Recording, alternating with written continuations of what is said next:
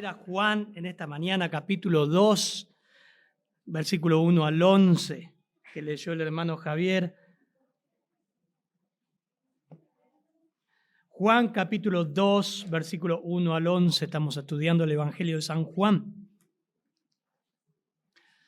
Leemos nuevamente. Hoy, ¿quién me ayuda? Avi. Está. Bien. ¿Tienen frío?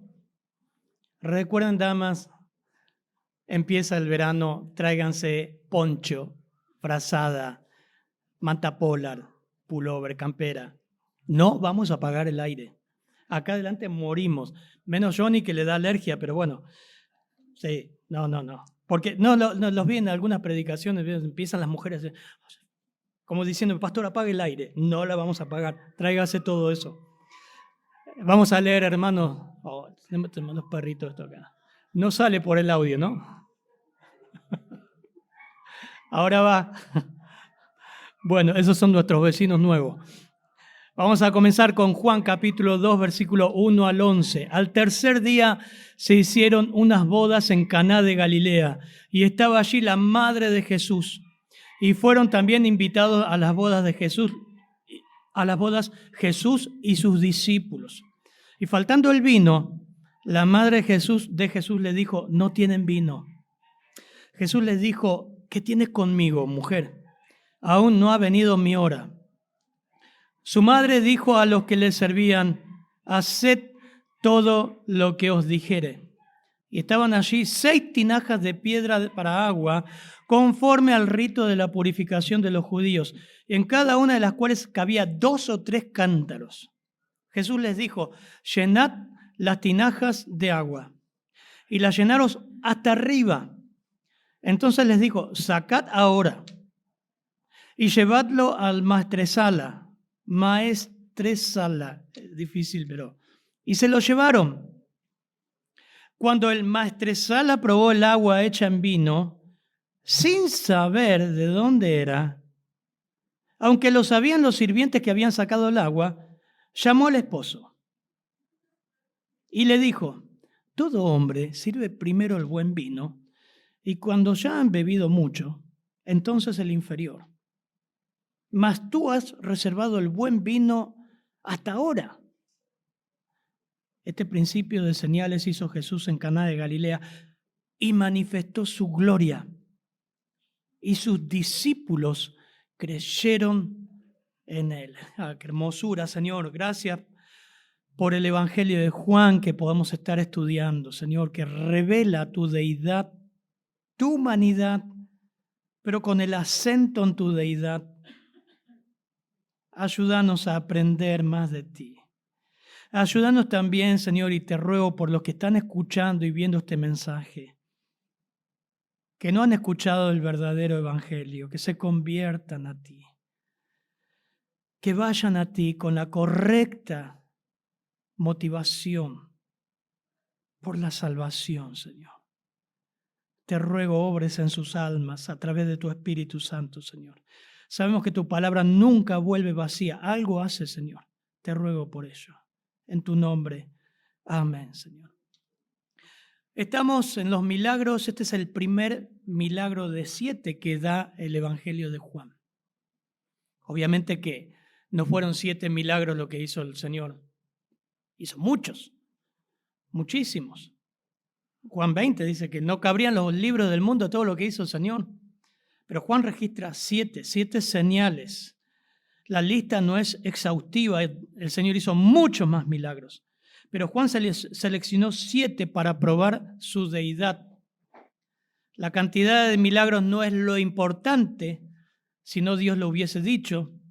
Dios obró en esos milagros, pero la calidad de cada milagro es un hecho de lo sobrenatural que prueba la deidad de Jesús, la deidad de Cristo. Hoy vamos a ver el primero de 7 milagros y el texto lo vamos a ordenar por la escena. En primer lugar vamos a ver la escena, después también el problema que hay, el milagro en sí y el propósito de ese milagro. Así que vamos a ver la escena. ¿Dónde está? ¿Se acuerdan que Juan el Bautista se caracterizó por ir a lugares desiertos. Ahí comenzó su ministerio, en lugares desiertos, y la gente venía a él. Acá el Señor empieza en una boda, se involucra entre la gente. Miren, vamos a ver la escena. Versículos 1 y 2, por favor. Y al tercer día se hicieron unas bodas en Caná de Galilea, y estaba allí la madre de Jesús. Y fueron también invitados a las bodas Jesús y sus discípulos. Como venimos viendo lo que venimos estudiando Juan, si usted se engancha ahora puede ir escuchando los mensajes anteriores, el escenario cambia abruptamente de la zona de Betania al otro lado del Jordán, a Caná de Galilea, un pueblo situado a pocos kilómetros, 45 kilómetros, desde Galilea hasta Caná de Galilea. Jesús había prometido, recuerden el texto anterior, que a Felipe y a Natanael verían cosas mayores. Ahora comienzan a verla. Ahora comienzan a ver el poder de Dios accionando. En Juan 21:2 dice, estaban juntos Simón Pedro, Tomás, llamado el Dídimo, Natanael. ¿Por qué les leo esto? Porque Natanael era de este lugar, de Caná de Galilea, los hijos de Zebedeo y los otros 2 discípulos. Natanael, que terminamos el texto anterior hablando de él, un verdadero israelita, era de este lugar. Ahora, les voy a leer un poquito lo que eran las bodas, aunque lo vimos un poco en Apocalipsis.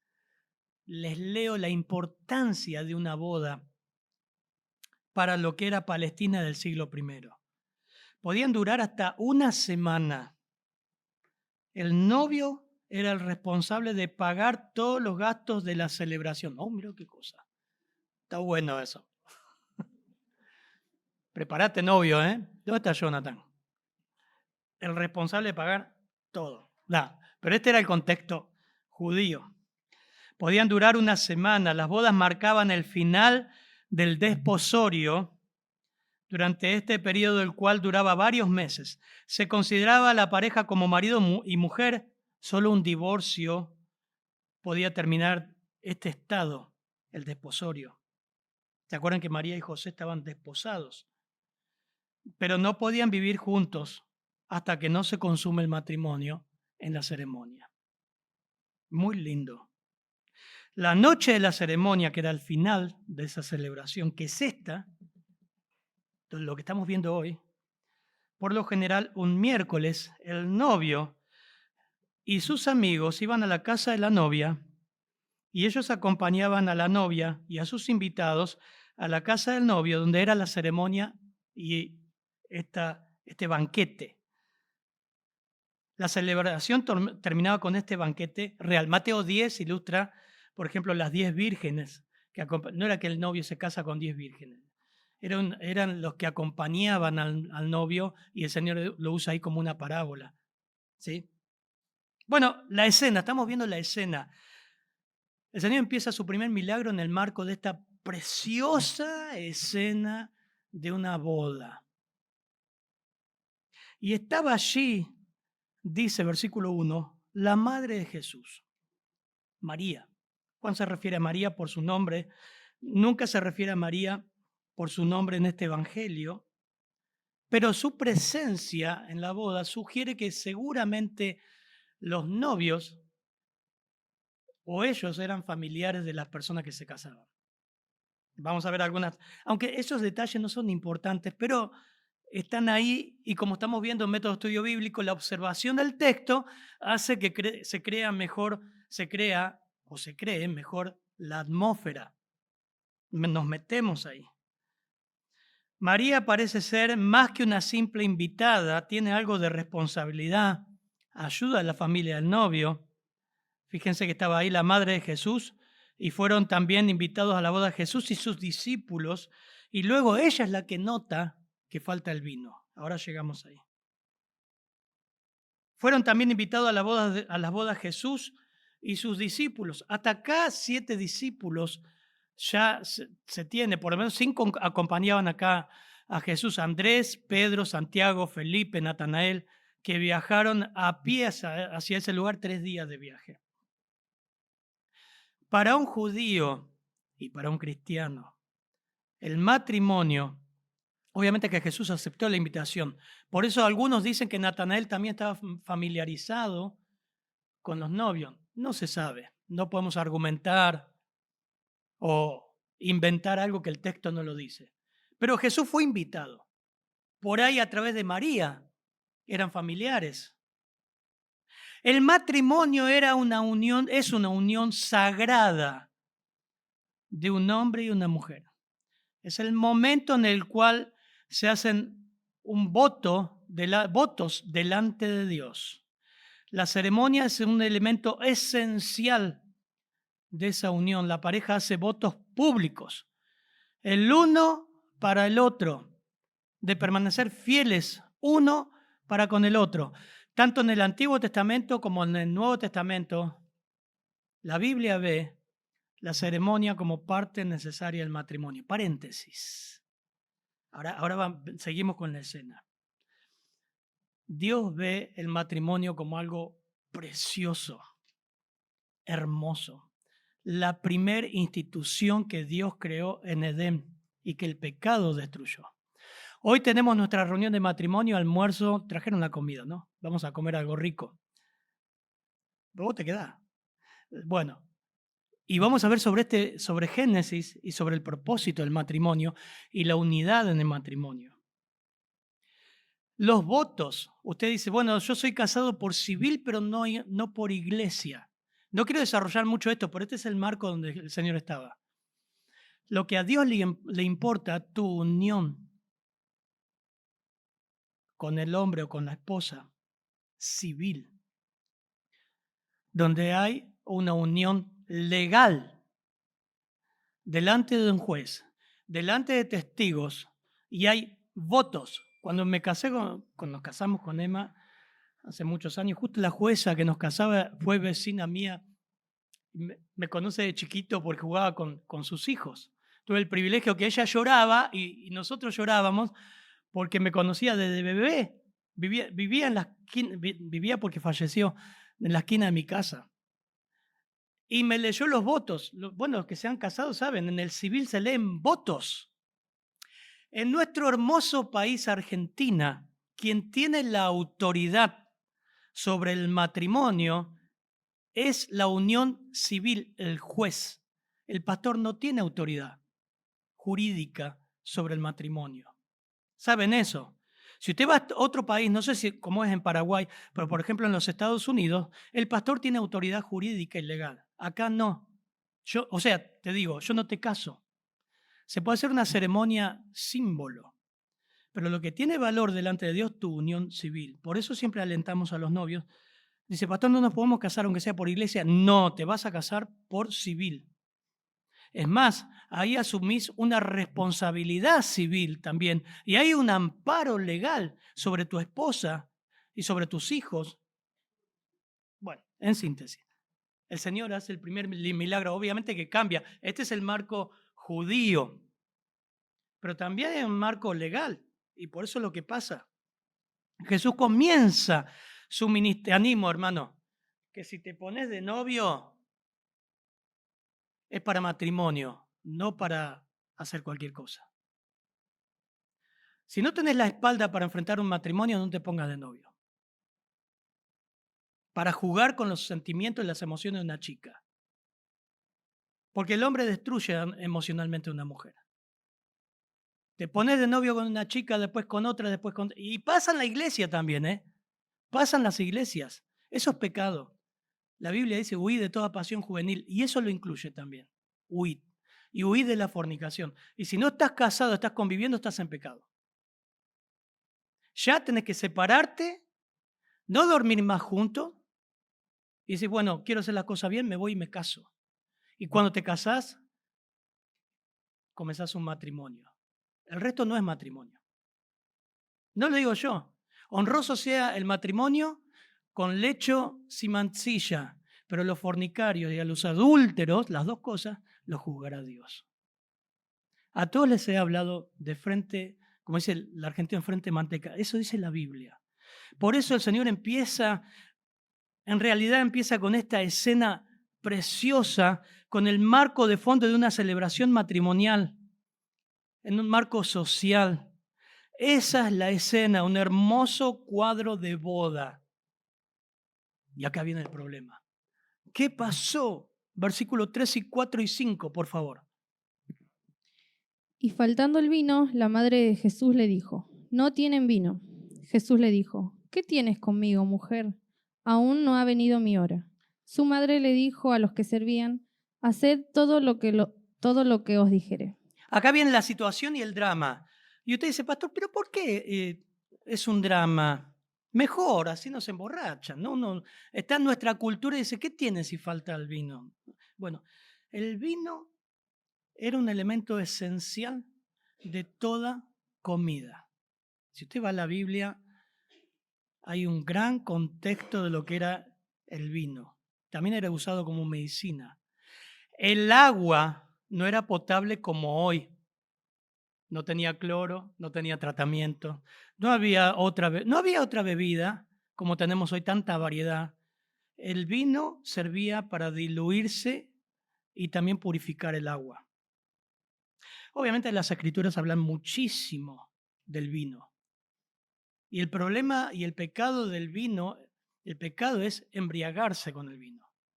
Y el vino, no voy a hacer un estudio del vino porque no me va a llevar todo el texto, pero el vino bíblico no tenía la graduación de alcohol que tienen hoy las bebidas. El vino hoy es la sidra del Antiguo Testamento. Miren, buscamos Proverbios 23, solamente 29 al 30, algunos versículos. La Biblia habla de la realidad del uso del vino y que era un elemento crítico, esencial en todo banquete, en toda fiesta, en toda comida judía. Pero el problema siempre fue el abuso, aún con menos cantidad de alcohol, que es lo que hoy tiene un vino normal. Miren Proverbios 23, 29 al 35. ¿Para qué será el ay? ¿Para quién el dolor? ¿Para quién las rencillas? ¿Para quién las quejas? ¿Para quién las heridas en balde? ¿Para quién lo amoratado a los ojos, de los ojos? Para los que detienen mucho en el vino, para los que van buscando la mistura. No mires al vino como rojea, cuando resplandece su color en la copa, se entra suavemente, mas al fin como serpiente morderá y como áspid dará dolor. Tus ojos mirarán cosas extrañas y tu corazón hablará perversidades. Será como el que yace en medio del mar, o como el que está en la punta de un mastelero. Y dirás, me hirieron, mas no me dolió, me azotaron, mas no lo sentí. Cuando despertare, aún lo volveré a buscar. Es tremendo ese pasaje porque Proverbios está diciendo, el autor de Proverbios está mostrando ahí los efectos del alcohol y lo esclavizante del alcohol. El tipo borracho mareado, como describe en la punta del mastelero, mareado, todo golpeado, todo amoretonado, sucio. Termina diciendo, bueno, cuando me despertare lo voy a volver a buscar. Ese es el pecado, esclaviza. Recordá siempre que el pecado engaña, esclaviza y te elimina. El vino siempre fue condenado en la Biblia en esta medida. Proverbios 31 nos dice, palabra del rey Lemuel, la profecía con que le enseñó a su madre, ¿qué hijo mío y qué hijo de mi vientre? Proverbios 31, 4, perdón. No es de reyes, oh Lemuel, no es de reyes beber vino, ni de los príncipes la sidra. Proverbios 20, versículo 1, hay más pasajes, solamente busqué 3. El vino es escarnecedor, la sidra alborotadora. Cualquiera que por ello yerra no es sabio. Si bien la Biblia muestra que se usaba el vino, se consumía el vino, y era de medicina, y era para alegría, pero también te muestra el efecto devastador del alcohol. Pero el vino era esencial en las comidas para tomar y desinfectar el agua. Siempre se daba, para reducir ese estado, se diluía con agua, 1/3 de agua en el 10% del vino. 1/3 del agua en 10% de vino. Ahora, la falta de vino en la boda, volvemos a la escena de la boda, podría indicar que los padres del novio eran de pocos recursos, que no organizaron bien la lista de invitados y tuvieron más invitados de lo común. Era una tragedia. No tenían qué beber. tendrían que beber el agua como venía, y eso era un problema. ¿Cómo no se había calculado esto? Bueno, algo pasó. Y María dijo al Señor, no tienen vino, no tienen vino. Y este milagro lo va a hacer el Señor, pero antes es interesante ver, porque María acá nos muestra el texto que tendría cierta responsabilidad. ¿Por qué? ¿Por qué María dice esto? ¿Por qué no lo dice el novio? O el padre del novio, o el padre de la novia. Mira, nos falta el vino. ¿Por qué no fueron ellos a comprar? No sabemos. Pero evidentemente aparece en escena María y muestra el drama, muestra la situación al Señor. Tenía cierta responsabilidad por encontrar una solución al problema. Lo que dijo María evidencia responsabilidad. Y es posible que María pensara que su hijo, siendo el Mesías, porque ella lo creía, podía dar alguna solución. Algunos dicen que podría pensar en que él haría un milagro ahí. Puede que sí, puede que no, pero estaba impulsando a Jesús que haga algo, que se revele como el Mesías. Si era Dios, que haga algo. Versículo 4, mirá lo que dice el versículo 4. Jesús le dijo, ¿qué tienes conmigo, mujer? Aún no ha venido mi hora. En esta situación, en este drama, el Señor responde así, y cualquiera de nosotros seguramente te estás pensando, ¿qué contestación da el Señor? ¿Cómo le va a hablar así a la madre? ¿No? Bueno, hay que ver la traducción y que esto era una expresión idiomática y literalmente dice que a ti y a mí, mujer. En realidad le dice mujer, la palabra traducida sería señora. Era una forma respetuosa y decente, pero no íntima. Como que el Señor ahora está cambiando del rol de hijo y madre a una relación no íntima. Mujer, señora. Por ahí María pensaba que las relaciones íntimas de madre e hijo que había gozado, podría usar eso para que el Señor haga algo. Cuando no era chiquito, ya tenía 12 años el Señor. Para un judío, 12 años ya te transformabas en un hombre joven, no un adolescente, en un hombre. El Señor le dice en Lucas 2:49, perdón Avi, pero vamos a trabajar ahí con Lucas 2:49, cuando se pierde en el templo y los padres lo buscan, el Señor les responde así. Entonces él les dijo, ¿por qué me buscabais? ¿No sabíais que en los negocios de mi padre me es necesario estar? En los negocios de mi padre es necesario que yo esté. Y ahora empieza el ministerio. Empezó el Señor el ministerio, cambia el rol de parentesco, no de parentesco, sigue siendo el hijo, pero ya la intimidad con María. Las relaciones terrenales no van a determinar sus acciones. María ya no se relacionaría con él como su hijo, sino como el Mesías, como el Hijo de Dios y como ella misma expresó, como su propio Salvador. Una persona católica rasgaría sus vestiduras. Pero la Biblia te está mostrando la verdad. Miren, en Mateo 12:46, el Señor dice, mientras aún hablaba la gente, he aquí su madre y sus hermanos estaban afuera y le querían hablar.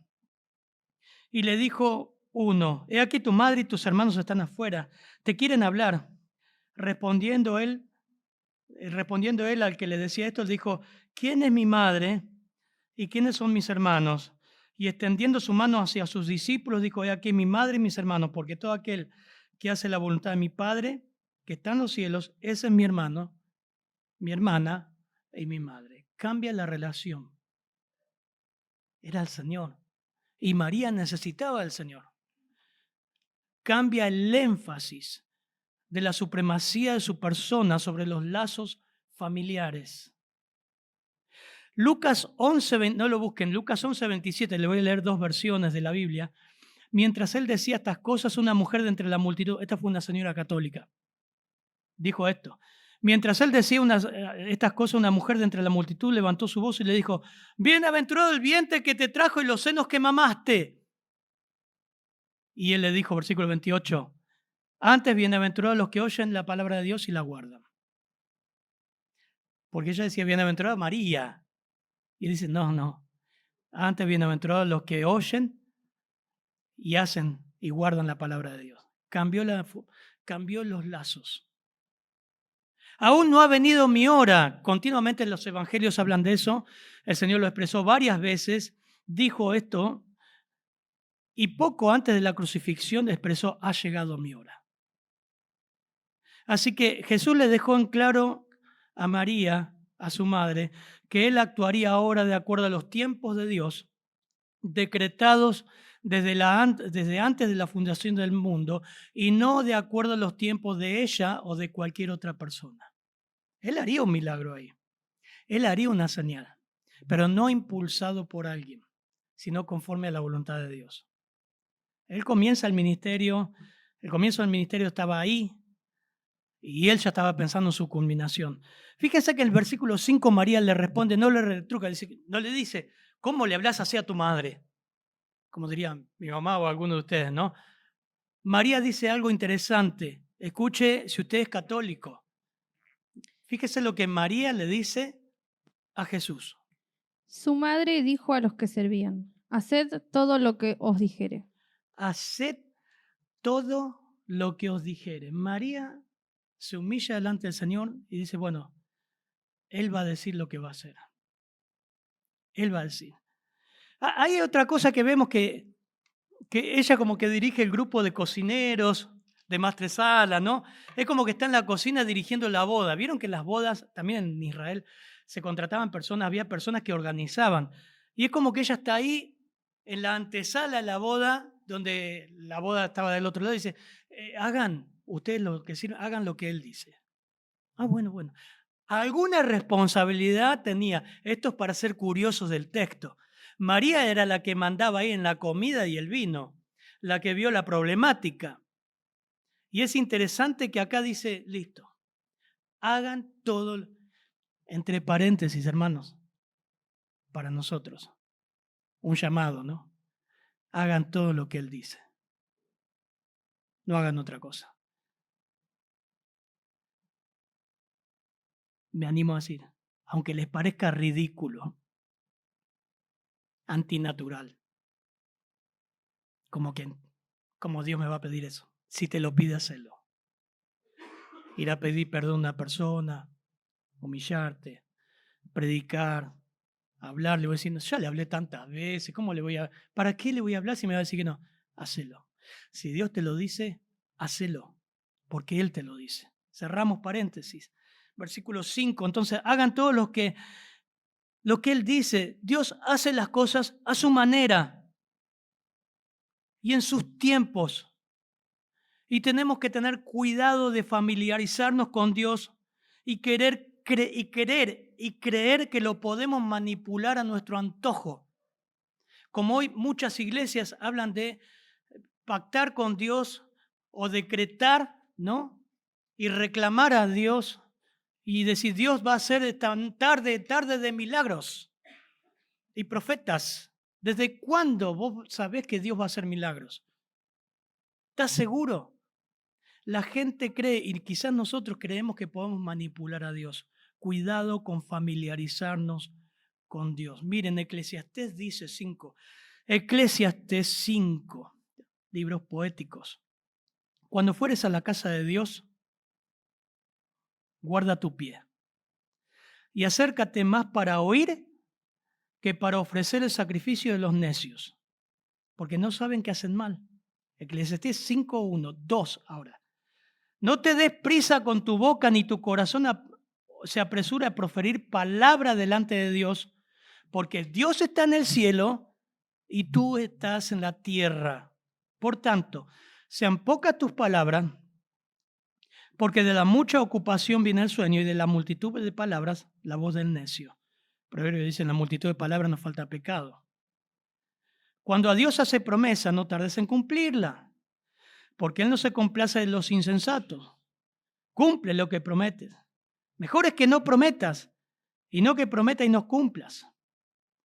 No dejes que tu boca te haga pecar, ni digas delante del ángel fue ignorancia.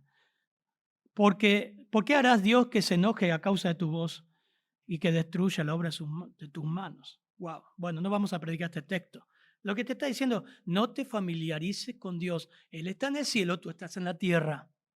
Cuidado. La provisión, ahora vemos el milagro.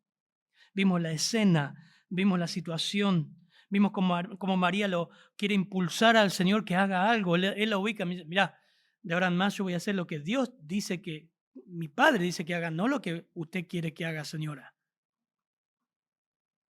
Versículos 6 al 10, por favor. Y estaban allí 6 tinajas de piedra para agua, conforme al rito de la purificación de los judíos, en cada una de las cuales cabían 2 o 3 cántaros. Jesús les dijo, llenad las tinajas de agua, y las llenaron hasta arriba. Entonces les dijo, sacad ahora y llevarlo al maestresala, y se lo llevaron. Cuando el maestresala probó el agua hecha vino, sin saber él de dónde era, aunque lo sabían los sirvientes que habían sacado el agua, llamó al esposo y le dijo, todo hombre sirve primero el buen vino, y cuando ya han bebido mucho, entonces el inferior. Mas tú has reservado el buen vino hasta ahora. Interesante. La provisión o el milagro. Miren, hay 6 tinajas. Usted dice, ¿qué es eso? Claro, es todo contexto judío. Eso estaban en la puerta. Y según el rito judío, era parte de la purificación. Eran de piedra por el tema de que ellos creían que no había contaminación ahí. Era donde se lavaban. ¿Se acuerdan cuando, por ejemplo, en Mateo 15, los fariseos le dicen, ¿por qué tus discípulos quebrantan la tradición de los ancianos? Porque no se lavan las manos cuando comen pan. Siempre le digo, no es como decía mi mamá, lavate las manos antes de comer. No era por higiene, era por un rito de purificación. Y eso estaba en la puerta. Dice cántaros, nombra la medida cántaros como una medida. Y habla de ahí, cada tinaja más o menos equivale a cada cántaro era 30 litros. Y en cada tinaja cabrían 60, 90 litros. Es un montón. Eso multiplicado por 6 sería entre 400 y 600 litros de agua. Era un re regalo de bodas que le hizo el Señor. 6 tinajas de buen vino, ¿no? 6 lugares de depósito de buen vino que le alcanzó y le sobró. Bueno, vamos a ver este milagro en 2 fases. Primero dice, llenen. Miren, versículo 7. Jesús les dijo, llenen estas tinajas de agua. Es ridículo, ¿no? Por eso te digo, cuando Dios te dice que tenés que hacer algo, aunque te parezca ridículo, hacelo. Aunque te parece antinatural, hacelo. Dios va a hacer algo. No estamos hablando de un milagro acá, pero quizás sí de salvación. Quizás te está mostrando de ir a la casa de ese compañero o compañera de la secundaria, volver a visitarle y hablarle de Cristo. Por ahí no te oye y no cree nada en vos, pero sembraste algo. Volvemos, dice, llenen. ¿Llenen? ¿Cuánto? Miren, estaban ahí, versículo 7, llenan estas tinajas. Punto seguido, versículo 7, ¿me siguen? ¿Están ahí o están dormidos? ¿Hasta dónde la llenan? Hasta arriba. Eso quiere decir que no hay lugar para poner un concentrado de vino y decir, bueno, el milagro de Jesús en que en realidad había un poco de vino en las tinajas. No había nada. La llenaron de agua hasta arriba. Solo tenían agua. Los sirvientes de la casa cooperan obedeciendo al pie de la letra. No había otra sustancia, era agua. Segundo, tal cantidad de vino no solamente salvó la situación, sino que fue un buen regalo de bodas, evidentemente. 400 o 500 litros de buen vino. Saquen, versículo 8. Le dijo, sacad ahora, y presten atención en esto, sacad ahora y llevarlo al maestresala. Y se lo llevaron. El verbo que aparece en sacar ahí está hablando de un presente continuo y está diciendo, estén sacando agua. Bueno, yo creo que los sirvientes, ¿vieron los mozos como sirvieron acá en el almuerzo? Los sirvientes ahí no entendían nada, pero ¿qué vamos a llevar? Agua. Pusimos agua. Bueno, empiezan a sacar con las tinajas de 30 litros, de los 500, y empiezan a llevar a la boda. Recuerden que esas bodas eran tremendas, duraban hasta 7 días, y ese banquete era multitudinario. Empiecen a llevar porque no hay bebida para tomar, empiecen a llevarlo. Y el sentido está en que continúen llevando esos 400 a 500 litros. Escuchen esto, se iban transformando en vino a medida que sacaban el agua. De la nada. Buscamos en Juan 6, versículo 11. Lo vamos a ver más adelante. Cuando el Señor multiplica la multiplicación de los 5,000, multiplica los alimentos. Dice el versículo 11, tomó Jesús aquellos panes y habiendo dado gracias los partió y entre los discípulos. Y los discípulos, entre los que estaban recostados, asimismo los peces, ¿cuántos quería? ¿Cuántos tenían ahí? ¿Cuántos panes, cuántos peces? Juan 6, ayúdenme a ver. Porque aquí está un muchacho que tiene, versículo 9, 5 panes y 2 peces. Y Felipe le había dicho, Señor, como dicen ahora, no hay plata. Esto no alcanza. Los repartió, versículo 11, ese es el mismo verbo, sacad ahora, significa estén dando, estén repartiendo. Y Jesús sacaba ahí. ¿En qué momento pudo atender y satisfacer 5,000 personas? Bueno, no eran 5,000, acuérdense que no contaban ni a las mujeres ni a los niños. Eran como 15,000 personas. De la nada se iba creando. El Señor tomaba el pan, lo partía y daba. En sus manos se hacía el milagro. De la nada. Tomó y lo dio. Impresionante. Y llevarlo al maestresala, dice, y lo llevaron. Versículo 8. Para ver, este era un catador. Esta era la persona que estaba organizando. ¿Vieron? Un gourmet que está en la boda y dice, bueno, a ver cómo está la sopa, a ver cómo está, bueno, en este caso el vino, a ver el vino.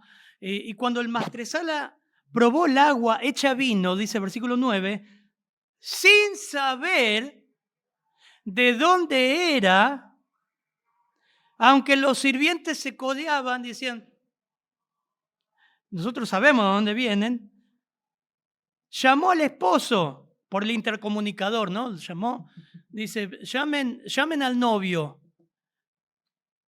Y le dijo, escúchame, Cacho, todo hombre, o sea, esa es mi experiencia, le estoy mostrando lo que dice el versículo.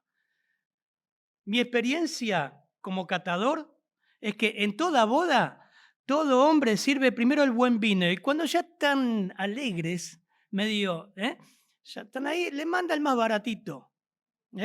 ¿Cómo sería el más vino? El de cartón, el tetra. Le manda el más barato. Pero vos pusiste el mejor ahora. Algunos dicen que lo estaba criticando, lo estaba juzgando. El texto dice lo que dice. Lo que él dice que en su experiencia nunca vio, esto fue inusual. Estaba sorprendido, principalmente por la calidad del vino. ¿Qué era el vino? Agua. Tomando, cuando han tomado bastante, se dice la palabra ahí, es un verbo subjuntivo, metuo, era la idea de estar borracho, pero esa no era la realidad, no era que las bodas todos se emborrachaban, esta no era la realidad, esta era la experiencia de este catador. El buen vino indica la calidad del agua hecha vino y motivando la sorpresa expresada. Se trataba del mejor vino jamás probado.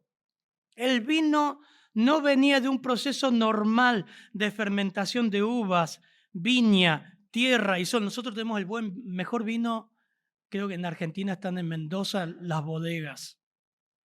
Pero nunca pasó por ese proceso no pasó por la vid, no pasó por la fermentación, no pasó por el sol, transgredió las leyes naturales de la física, la química, todo.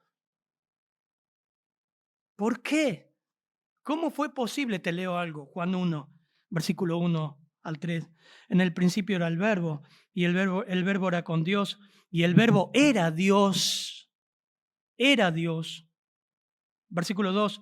Este era en el principio con Dios. 3. Todas las cosas por Él fueron hechas, y sin Él nada de lo que ha sido hecho fue hecho. ¿Quién hizo el vino? Dios. ¿Quién hizo esta creación? Todo lo que ves y te rodea. Tú mismo fuiste entretejido en el vientre de tu madre. Dios. La escena, la situación, el drama, la provisión, la empatía del Señor, la señal, pero por sobre todo, el propósito. ¿Para qué hizo esto? ¿Para qué hizo? Versículo 11, por favor. Este principio de señales hizo Jesús en Caná de Galilea y manifestó su gloria, y sus discípulos creyeron en él. Señales, la palabra en el griego habla de que es más que un milagro o un hecho sobrenatural que puede provocar asombro. Es más que eso. La señal tiene la cualidad de apuntar a los espectadores a una realidad más allá del hecho sobrenatural en sí. O sea, pasándolo en limpio. Eran flechas luminosas para apuntar al Mesías. Es Él. Es Él. Por medio de las señales, Jesús manifestó su gloria y sus discípulos creyeron en Él. Atenti. Este relato que ilustra esta definición, como todos los demás, vemos que todo lo demás de la escena queda relegado en último plano. Fíjense que eso, las flechas iban a Jesús. Dígame quién era el novio. ¿Usted sabe? ¿Quién era la novia? Porque usted va a una boda y un relato lo primero que dice, ay, la novia estaba hermosa. No todas las damas comparten eso. Los novios dicen, los hombres dicen, ¿y había comida? No dice nada. No le dice quién era el novio, no dice quién era la novia. La relación que tenía María con la pareja, nosotros especulamos que si tenía responsabilidad, era familiar, pero no es importante. No podemos ni debemos especular sobre nada de eso. Era la tía de la novia, la tía del novio. Jesús era el primo de... No sabemos, no lo dice Juan. No es importante. Silencio. ¿Natanael fue el padrino? No lo sabemos. Pero Cristo aparece en todo su esplendor. Imaginen los sirvientes. Pero si yo traje el agua, era agua. Y cuando la sacamos del lugar ese de piedra, con el cántaro, era agua. Pero cuando lo prueba el catador era el mejor vino. ¿Cómo pasó? Manifestó su gloria. El protagonismo de Cristo es asombroso, honrando y siendo parte de un lazo matrimonial, proveyendo en el campo físico y como también lo hace sobrenaturalmente y sobreabundantemente en el campo espiritual. Su poder es infinito como su amor y su empatía. Y otra cosa que aclara el versículo 11, que la fe de los discípulos creció. Otra vez, las señales no eran simplemente demostraciones de compasión poderosas, estaban diseñadas para revelar quién era Cristo. Las señales no necesariamente, escuchen por favor, convencían a las personas a creer en el Señor y en el Evangelio. Juan 12:37 dice, estas cosas habló Jesús y se fue y se ocultó de ellos. Pero a pesar de que había hecho tantas señales o milagros delante de ellos, no creían en él. No hay registro alguno de que alguno de la boda haya creído en él. Salió de ahí, nadie le siguió, no atendieron la señal, vieron, pero no vieron a quién apuntaba. Hermano, Jesús no hace señales como puentes para llegar a la gente a manera o favor social, ni busca construir puentes de acercamiento. El hecho que muchos hoy día predican de milagros, eso no te salva. Un último texto leemos, cuando el Señor habla del infierno. Miren este pasaje, busquen todo Lucas 16, por favor. Lucas 16. Cuando recién conocí al Señor, muchos me decían que, bueno, Dios va a hacer milagros. Dios a través de los milagros busca acercarse a las personas y es para que la gente crea. Porque no limites a Dios, me decían. No limites a Dios porque Dios puede hacer lo que quiere. Incluso con un milagro puede salvar a una persona. ¿En serio? Toda esta gente vieron los milagros y ninguno le siguió. Es más, lo entregaron a Jesús a la cruz. Miren lo que dice Lucas 16, 23 al 31. Lo voy a leer. Dice, es el rico y Lázaro cuando el Señor describe los sufrimientos del infierno. Además de todo esto, una gran cima está puesta entre nosotros y vosotros, de manera que los que quieren pasar de aquí a vosotros no pueden ni de allá pasar acá. Entonces le dijo, te ruego, pues, Padre, que le envíes a casa de mi padre. Eso está hablando de que en el infierno hay conciencia, hay recuerdos. Después lo vamos a ver. Porque tengo 5 hermanos, para que les testifique, a fin de que no vengan ellos también a este lugar de tormento. Desde el infierno en la carta. Esto le escribe el Señor. Y Abraham le dijo, ¿qué le responde? A Moisés y a los profetas tienen, óiganlo, ¿qué le está diciendo ahí? Tienen las escrituras. Y le aclara, porque el versículo 30, él le dijo, no, padre Abraham, pero si alguno de ellos se levanta, si alguno fuere a ellos de entre los muertos, se arrepentirán. Bueno, Juan 11, el Señor resucita a Lázaro. Y después quieren matar a Lázaro como prueba de que Jesús era Dios y era el Mesías. Matemos a Lázaro y tratemos de que esta vez no resucite. Interesante. Y le responde más a Abraham, el último, versículo 31 de Lucas 16. Mas Abraham le dijo, si no oyen a Moisés y a los profetas, tampoco se persuadirán aunque alguno se levantare de los muertos. No van a creer en Cristo. No les interesa. Así que los milagros no son evidencia de salvación. No vengas a Cristo por milagros. Vení a Cristo buscando el mayor milagro de tu vida, que es la salvación de tu alma. No vengas a Cristo, por eso el Señor le dijo a los discípulos, ¿qué buscáis? No vengas a Cristo para recomponer tu vida, para tener un mejor futuro, para estar feliz, para tener un buen auto, para sacar ese vacío que tengo. Vení a Cristo por salvación. Vení a Cristo humillado diciendo, soy pecador. Señor, apiádate de mí. Esa es la mayor necesidad de tu alma.